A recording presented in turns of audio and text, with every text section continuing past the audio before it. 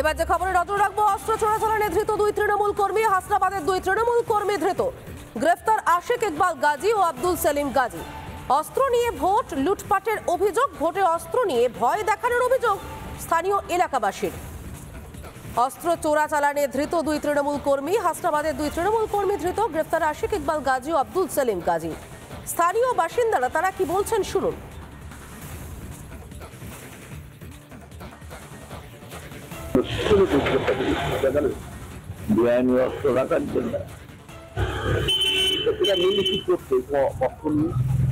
এরা মেনলি তৃণমূলের গুন্ডাগিরি করার জন্য এরা করতে বেআইনি ভাবে অস্ত্র দিয়ে অস্ত্র লেনদেন এবং বিক্রি কারবারও এরা যা করছে সে জানা যাচ্ছে যে শাসক দলের লোকজন, এইটাই আমরা জানি। এই আগ্নেয় অস্ত্র নিয়ে এরা কি করছে মনে করছে? এরা হচ্ছে ভোট লুট করার ব্যাপার নিয়েই সব সময় আছে।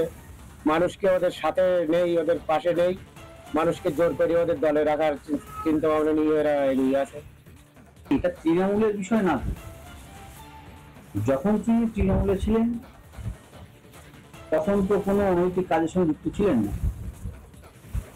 আপনারা ভালোভাবে এলাকায় খোঁজ নিয়ে দেখতে পারেন। 2021 সালে বাবু মাস্টার সঙ্গে তারা বিজেপির সঙ্গে ছিল। তারা পঞ্চায়েত ভোটটাও বিজেপির হয়ে করেছে। তৃণমূলের যোগ কিভাবে বলছেন আপনারা?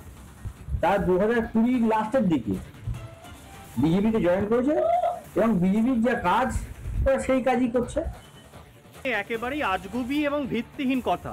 তার কারণ ওই যে অভিযুক্ত যাদেরকে এসটিএফ গ্রেপ্তার করেছে তাদের সাথে যে সরাসরি শাসক যোগ রয়েছে এর একাধিক প্রমাণ আছে। কারণ ওনাদের স্ত্রীরা পঞ্চায়েতের মেম্বার ছিলেন তৃণমূল কংগ্রেসের এবং ওরা বিভিন্ন তৃণমূলের নেতাদের সাথে একই ছবিতে দেখা গিয়েছে। স্বাভাবিকভাবেই নতুন করে আর প্রমাণ দেওয়ার কিছু নেই। ওরা আমাদের দলের সাথে কোনোভাবেই যুক্ত নয়, তার কোনো প্রমাণও নেই। তাই এই সমস্ত কথা বলে বাজার গরম করে লাভ নেই। বাংলার মানুষ জানে বোমা গুলি বন্দুকের সাথে বাংলায় কোন রাজনৈতিক দলের সহাবস্থান। আর এই যে ঘটনা, এই ঘটনায় এনআইএ তদন্ত হোক এবং প্রকৃত যারা দোষী এর শিকড় অনেক গভীরে, তার শাস্তির ব্যবস্থা হোক। ঠিক পঞ্চায়েত নির্বাচনের আগে 15ই আগস্ট একটা ঘটনা আমরা দেখেছিলাম। কয়েক হাজার মানুষ মোটরবাইক নিয়ে, প্রত্যেকটা মোটরবাইকে 2 জন করে এবং প্রত্যেকের কাঁধে 2টো করে বন্দুক নিয়ে এখান থেকে মিছিল করে গিয়েছিল হাসনাবাদ থানার দিকে এবং সেই মিছিলের পিছনে পুলিশের গাড়ি স্বয়ং পাহাড়ে দিয়ে নিয়ে গিয়েছিল। এই যে প্রত্যেকের হাতে বন্দুক এখানকার মানুষ সেদিন দেখেছিল, সেই বন্দুক কিন্তু আজও উদ্ধার হয়নি। সেগুলো পরবর্তীতে প্রত্যেকটা ভোটে কাজে লাগানো হয়েছে এবং ভোট লুট করা হয়েছে সেই সমস্ত বন্দুক দিয়ে। তারই ফলশ্রুতি আজকে এই মানুষের বাড়ি বাড়ি এই সমস্ত কার্তুজ পাওয়া যাচ্ছে, বিক্রি হচ্ছে, বিক্রি করছে, ব্যবসা করছে।